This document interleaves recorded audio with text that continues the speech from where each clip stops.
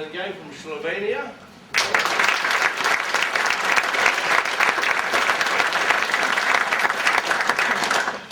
Somebody from Germany? Germany.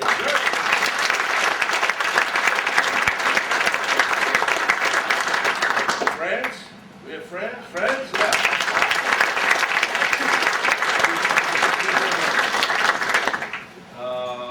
Naturally. Yes, United States. Yeah, actually.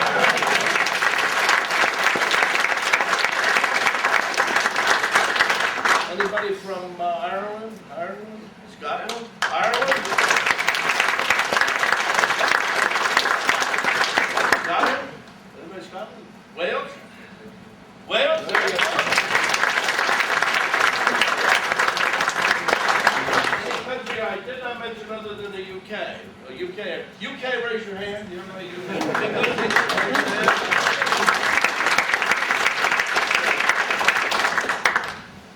And any country that I did not mention? Yes, no? Belgium. Belgium, yes, Belgium.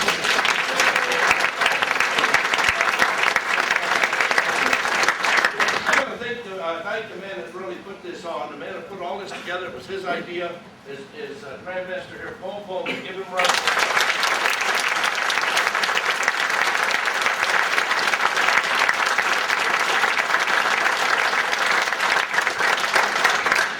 And the person doing a lot of the work is his lovely daughter. And where's your wife? She's not here yet? Huh? Yeah, they did all the work, really. He just stood around there.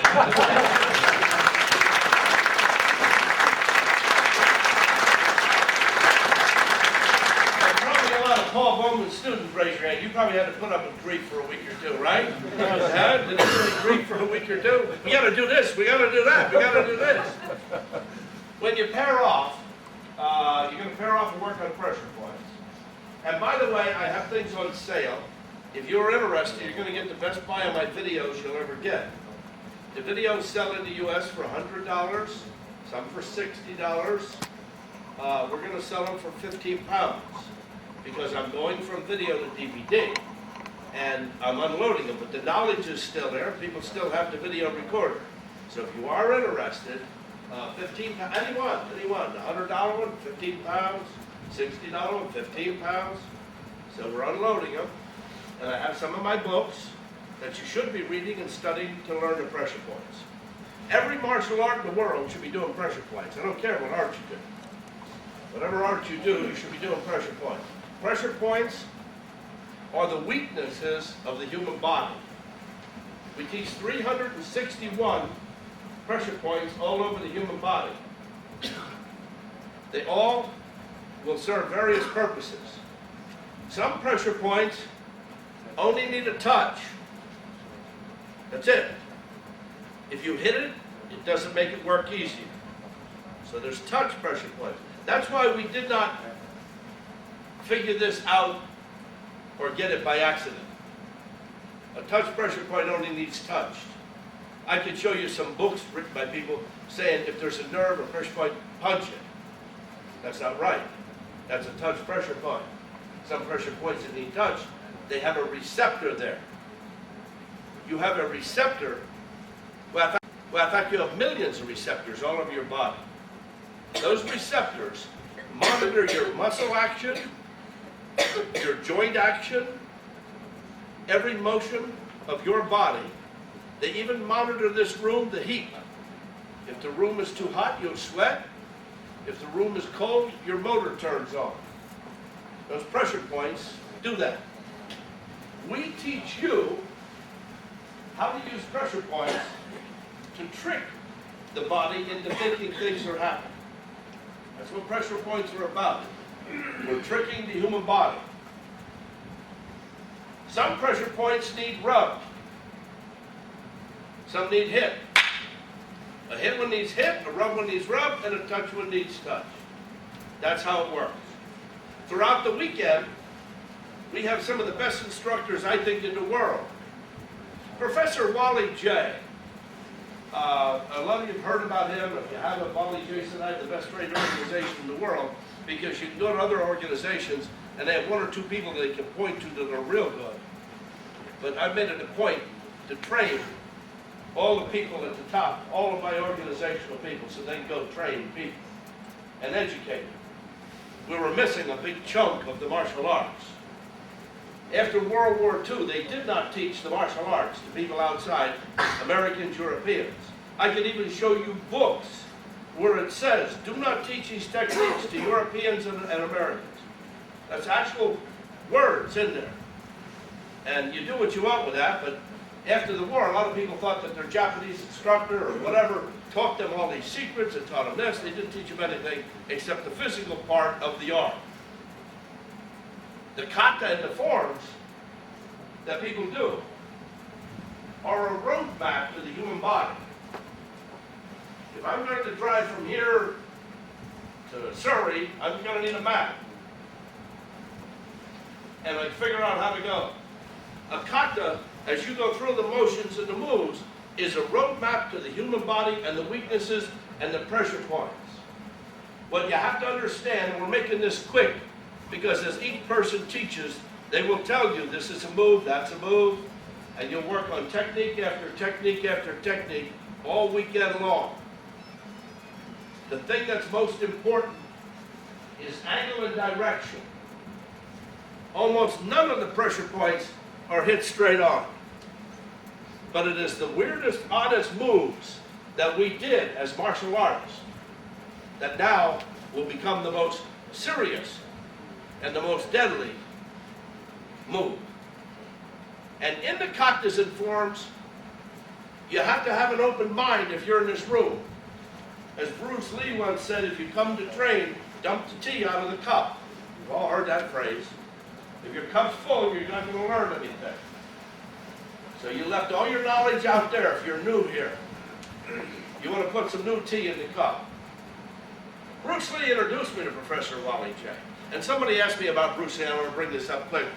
Bruce Lee was fantastic. I got to say that.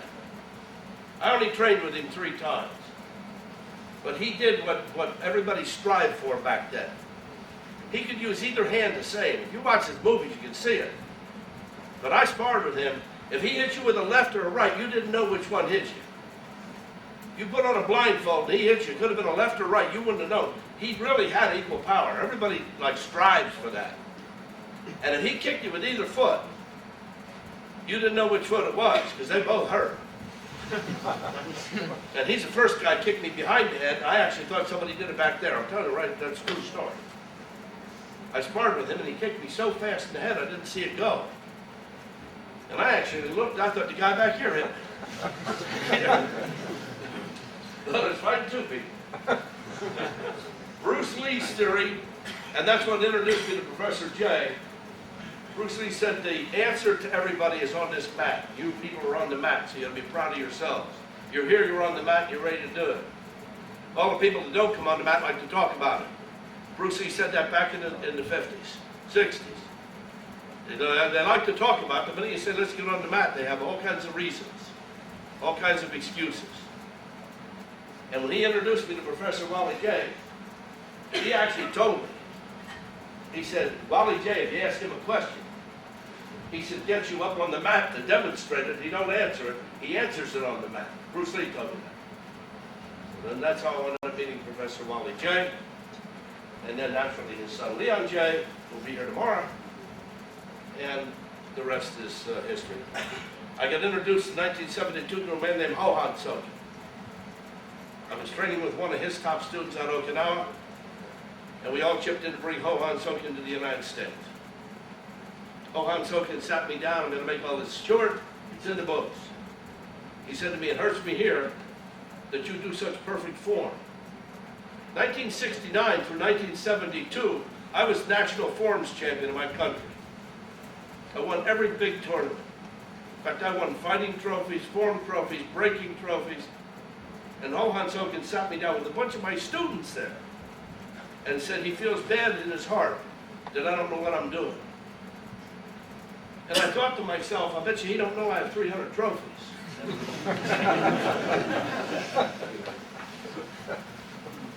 And Hohan Soken was 83 years old. 83 years old. And he said he's going to give me a private lesson. And he said, we're going to do qoute, and we're going to break it down. And then we're going to free fight with the moves from the qoute. What we did after World War II was separate all this. It went different directions. He said, we're going to free fight. Now, it's a little funny, but I'm going to tell you a true story. My ego. That was 1972. I was a lot younger, stronger, faster, I thought. And I said to my students, he must be sparring him. He's 83. I said, I better hold back. I really said that to my students. I said, because even if he blocks my move, being 83, I'm not going to break his bones. He's got to be brittle. He's 83. And I said, I'll let him get most of the points in.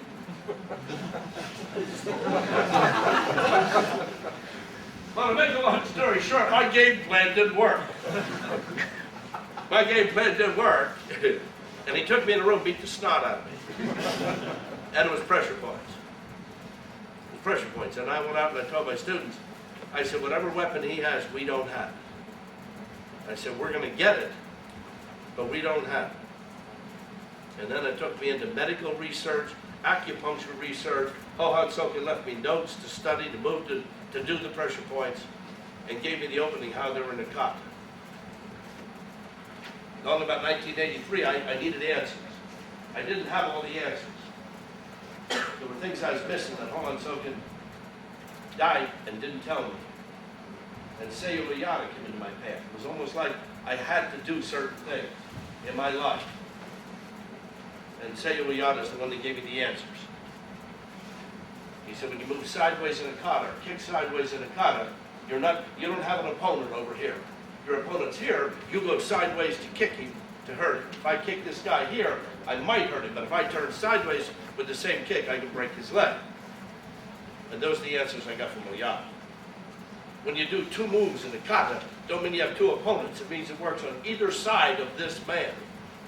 So when you're breaking down your own form, if you have a form that does this and does this, that means that can be used here and it can be used here. A lot of the forms stress this side. Even the old 1-2-3 punch of a form, they told me so that my left hand gets as good as my right hand. And I thought, well, why am I punching twice with the right, once with the left? I'm a right-handed individual. How can it get as good? It can't. It's actually telling you that most of the places to kill somebody, and kata were created to kill people. They were created at a time in the history of the Orient that they would have killed you with every move. Gichin Funakoshi, when he was 92, wrote the book called Karate Do My Way of Life. It's a small book. He says in there, every move in the kata is made to kill somebody. Every move was made to kill somebody. Kata were created to kill your opponent. I started to analyze my kata. A lot of moves you go, well, we got to kill somebody. But you have to take the theory there's no blocks. There's no blocks in kata. They're all pressure point manipulation. Every move in the kata is pressure point manipulation. No blocks in the kata. If you analyze it, you get books. I read books before World War II and after World War II. Read any book. Go to the old bookstores. You'll find old books before World War II. They openly talk about pressure points. They openly talk about it. Show you some things. After World War II, nothing. Nothing. Gichin Funakoshi's book from 1935. And I have his first book from 1911. 1911. He shows you how to kill somebody with his basic form. 1955, well after the war, nobody's in the picture. The book in 1911 and 1935, there's two people in the picture, breaking down a kata. Now you can openly see what he's doing to this guy in the pictures. You don't need to be able to read Japanese, you can see in the picture. And you go, well, he's using two hands, he's doing this, he's doing that. And after the war, they just have the guy like this, and the guy like this after 55. And they say down block punch, If they say that, then you'll never use it. But before 1911, he has a man in there. And they're doing the technique on an individual. This point at the wrist will get everybody started. This is a touch point. Everybody point right here. There's never a pressure point, so you understand that, at the joint. Never. Never a pressure point on a muscle. In between a muscle, at the end of a muscle, but not up on the muscle, or you would bump it all the time. They're hidden, you go after it. The area of activation for a pressure point. When I say area of activation, it's the size of your eye socket. Your eye socket. Okay? Then let me use you.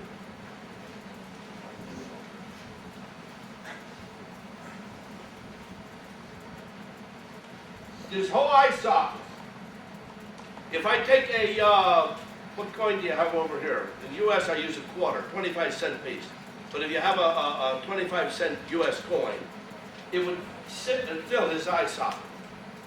That's how big these pressure point areas to attack are. I relate the pressure points to the eye. The pupil is where an acupuncturist wants to put a needle. So they're right there. Because of that, people that do the martial arts, if you tell them about pressure points, they go, yeah, I believe in pressure points, but they're too small to use in a combat situation. That's totally a lie. If you think that, halfway through the seminar, you ask me, and I'll show you how to use it in combat situations. Believe me, they work. They work. You have a whole quarter. Acupuncturist wants to be there. A hand healer wants to be on the whole quarter. If I go like this and stick him in the eye, I'm going to injure the eye. Agree? So if I go like this to anybody, go point, I can injure the eye. If I go like this and hit, I might or might not injure the eye because I'm going to overlap.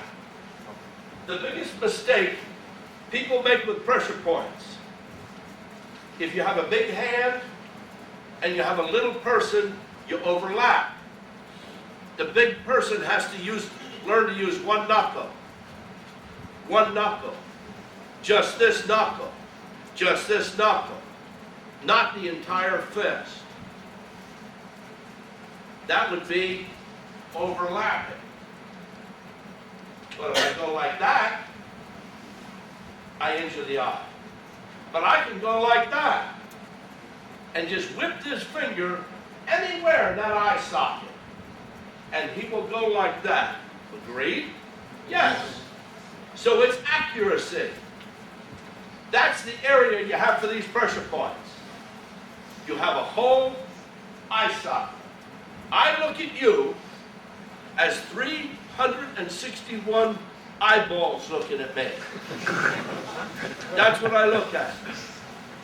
So if I do self-defense, I go, got you there, got you there. Whoops, got you there. Because I look at that whole area of activation. And then in that area, some need to be touched, some need to rub, some need to be hit. You think you can do all that? Yes. As the people explain it, you'll pair off, you'll work on a technique. What I'm going to have you do is right here, point that way. Not that way. Nothing on the bone, up underneath the bone this way. This way. That's a touch pressure point. A touch pressure point, you only touch it. Stand up here. If he makes a tight fist, make a tight fist. Don't let me bend your wrist. Don't let me bend it. If I try to bend his wrist, I cannot. Turn around here so the camera.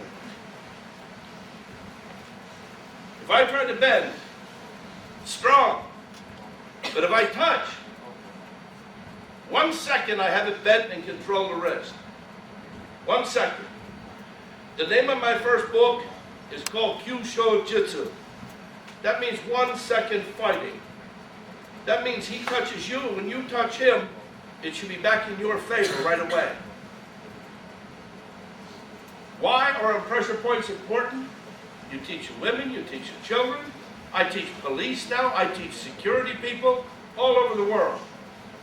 I've actually been training doctors and nurses. If he grabs me, hold tight, and no one told you there's a pressure point here, and in a real situation, you grab anywhere you feel like, you're not going to remove it. But all somebody had to tell you was that finger needs to be right there. And he can hold this, and you could be a little child, right to here, and you have control of the situation. You could sprain the wrist, break the wrist, or run. But you're in control of the situation within 1 second. You got to use this finger and do a little hook underneath here. Don't just grab, let this finger hook underneath here. Underneath here, hook, underneath the bone. If you're a small person and the person is very large, I tell you to, when they grab you, grab them, make this fist tight,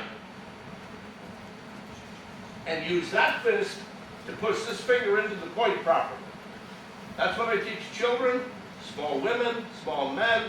If the person grabs you as large, you need help here. Hold tight. I put this finger on the pressure point. I let this hand push it against. Does everybody see that? So that I come here, and then I have control of the situation. That's just the first one. When you pair off, since this is a small room, don't everybody talk. Just talk low. Low. One side is going to grab the other side. You're going to go underneath that bone and just press against the bone. You have a little wide to a nerve under there. And you're pressing it like that. And his body is going to read a pinched nerve is going to happen. And the whole wrist just gives in. Everybody try that. Thank you. But you always create a base when you do something. Got it? Create a base. You try to do a grab, and the person here, stand up here. If he grabs me, and I try to do it out here, oh good. I maybe can do it because I know the pressure point. But I want to take him against my body so that I have control, just that way, to punch. Everybody understand that? Yes. You go against your body. Some of the techniques you'll be doing with the hand or the finger, if you're doing something this weekend, you get another hand there. That's a base. You don't do it this way because he can get away. You'll do it this way so he can't get away. You'll use two hands with these techniques this weekend. You'll put him against your body so he can't get away. A lot of people do a cat stance. If I'm really doing a finger lock, the cat stance is a base. I have him locked against my leg, just out here, so I got control of the situation and he can't get away. So this is a base. The body's a base. The hand's a base. So when they grab you, you really got to come to here. Now you have control. Same pressure point, if you do this, puts him down. Same pressure point. That's a heart meridian. Heart meridian. And a lot of people do that point, but if I do that point, and I go that way, it puts him down. If I go that way, it puts him down. But if I take that heart point and aim it at his heart, he goes down faster, harder, and you can hurt him more. Understand that? Yes. When we talk about the organ or a meridian, as you do the technique, aim it at the organ, and you'll see that you get a better result with less effort from you. Got that? Yes. Now you're going to go right here. It's a rub point. Right where you take the pulse. Right where you take the pulse. That point needs a rub. Make a tight fist. Everybody go like this.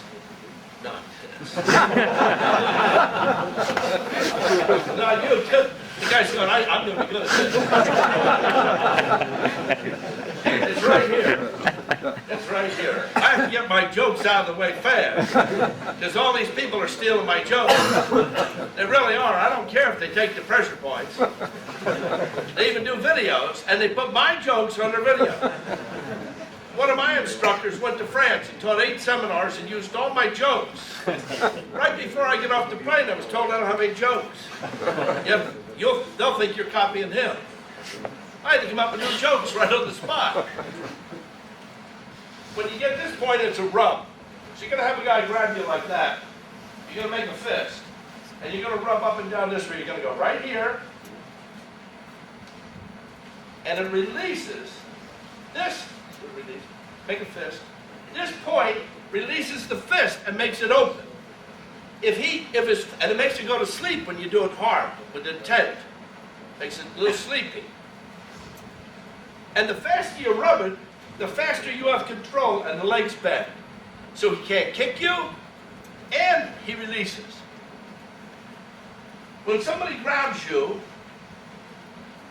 we tell everybody to stop teaching, to pull out by the thumbs.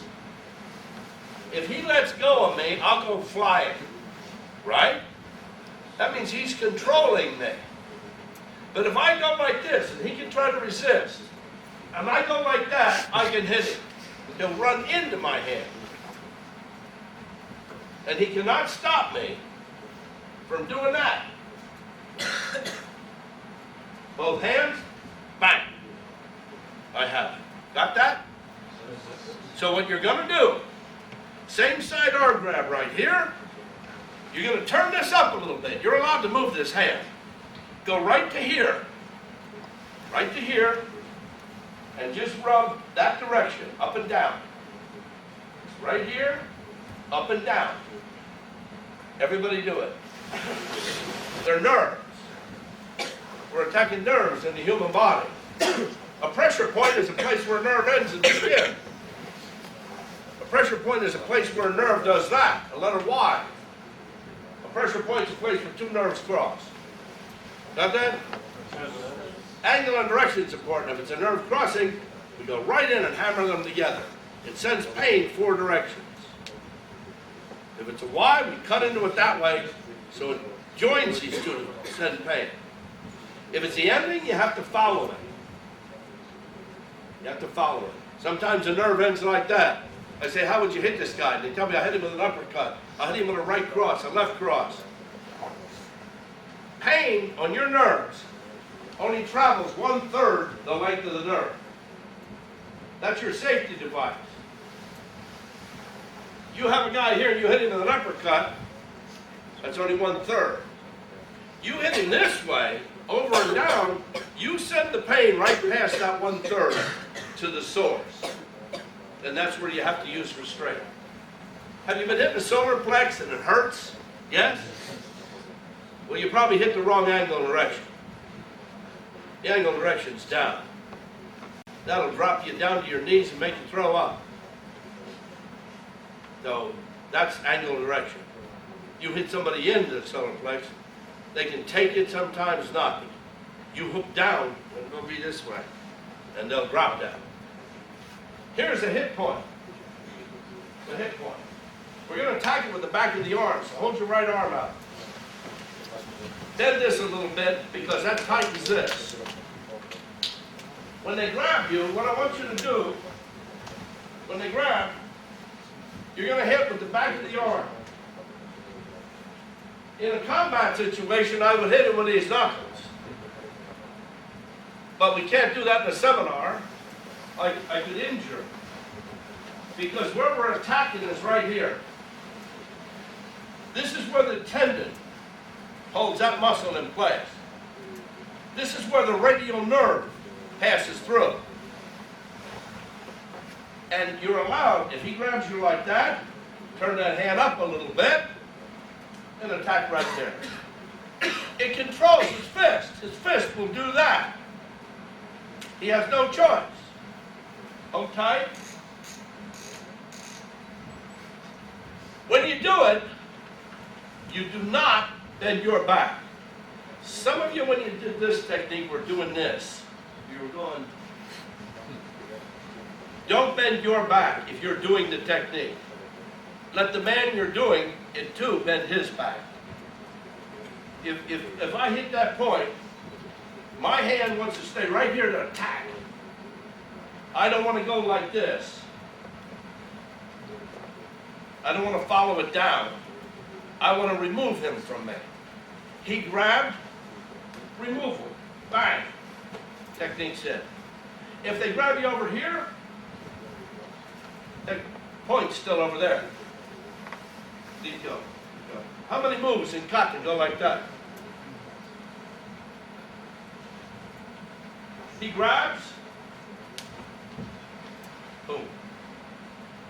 Opening for qoute. He grabs, and go. How many moves in qoute look like that?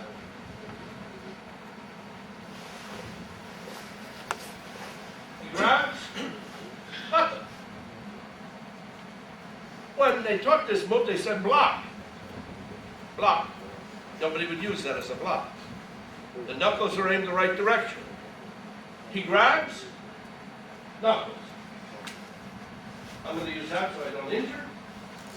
And that's the move in qoute. You also have moves in qoute that do this. This. Feet step up. He grabs. This. Pulls this. Right to here. That's going to hit here. I just tap. Right there. It sends electric into the head. So this movement in qoute is actually removing the arm, and this one's going to attack with the knuckles. And that's another spot you can't practice attacking, but you can do light.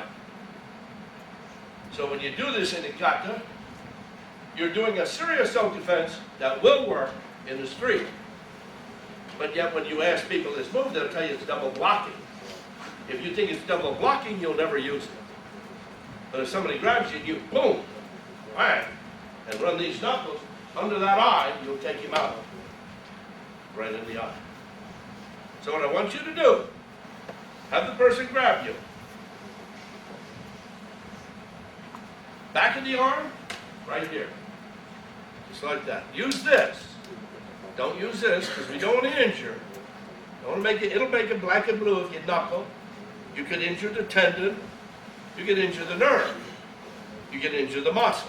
You could even injure the bone if you're big and strong and littler person. So for practice, we use this. But it's the same move as this in qoute. Everybody try that first. What I want to explain is, if you stand like this, now let go from what I want to explain something. Your energy is created here. It drops 60%, comes up 40%. Got that? Some of you smaller people were having a hard time with that technique. Smaller people especially have to lift this foot. Martial artists do a cat stance. If you don't do a cat stance, they do moves like this, they do moves like this, they even do this. That foot comes up. If I beat, my energy drops 60-40. But when I go to a cat stance, it pushes energy in nanoseconds over to help this hand. This hand picks up 5% more strength. So if he grabs, hold tight, and I stay flat-footed, I beat, I hit, and I can remove it, but I'm showing you its strength. When I go to a cat stance, I'm off that quick, and he has more pain. Agreed? If you don't do a cat stance, pick this up. Do this. If you're real little, that's why this stance was created. This stance. That robs energy from the other leg. That hurts more. Less effort. He grabs me. He holds tight as he wants. I go like this. I need almost no effort at all. I need no effort at all. I lock this back here and rob energy from that leg to hurt my opponent. Little people have to know that. The littlest person in this room can do what I did to his hand, but you're going to have to do this every time or that real quick. This stance is never, when I asked about this, they told me it's getting out of the way of his kick. You've all heard that. And the guy's getting a bow stick after you. I even heard a samurai sword. You mean he's so mad at me, he's trying to hit me with a weapon, and he ain't going to hit that leg?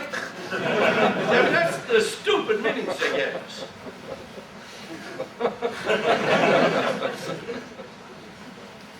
That adds energy. When you put this foot here, it adds it to this hand. When you put this foot here, it adds it to that hand. That technique was actually used to break arms and necks.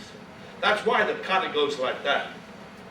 Let's say that guy grabbed or pushed, and I hit, and I'm not going to hit him hard, but you hit hard too. That way, you're to go like this, and put that behind and snap. But primarily that move was used to drop on the face and break a neck. And if somebody pulled you in close to bully you, you would hit, and then this would be that move. And that's why the kata goes that way.